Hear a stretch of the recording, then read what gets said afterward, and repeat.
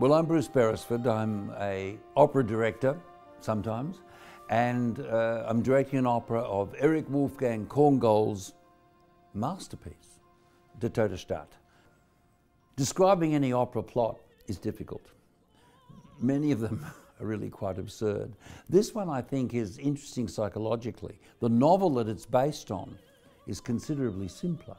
The libretto of the opera takes it further into realms of sort of guilt, retribution, anguish. And I think it's more interesting than the novel. And musically, Korngold was unquestionably a genius. I mean, he was a great protege of Mahler and Richard Strauss. He studied with Zemlinsky.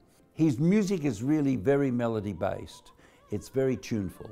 It's not like a lot of 20th century operas are quite difficult to absorb because the music is often fundamentally unattractive. Well, in my production of the opera, which is very well designed by John Stoddart, I was very keen on putting it in the setting of Bruges. I've never seen the opera on stage, but I've seen DVDs of about 4 other productions. And I noticed what I thought was a drawback in all of them was that none of them, they were all good productions, I thought, none of them gave you any sense of the dead city. So they're singing about a dead city, and he says, "My love is dead," like the city is dead. He's drawing these comparisons, but you never saw the city, you never got any sense of it.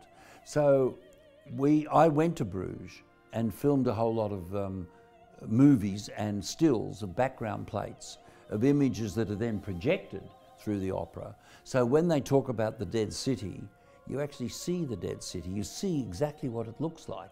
In the opera, there's a couch at the front, a psychiatrist's couch, which is in front of everything, and that's there all the time.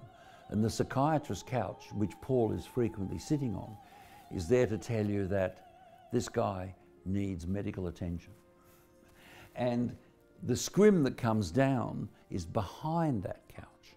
And the scrim that comes down begins the opera with images of Bruges, which are behind Paul. And at other times we project dancers onto it. We project falling roses at one stage, and then roses even falling upwards. And we're also projecting onto it the orchestra at the start of each act, because the orchestra for this opera is so big, it won't fit into the pit of the opera house. So the orchestra will be in a room behind the stage, and the conductor will be there too, and cameras will be on him and on the orchestra. So the singers will see the conductor on hidden television monitors. But the audience, we thought we'd better convince the audience there really is an orchestra.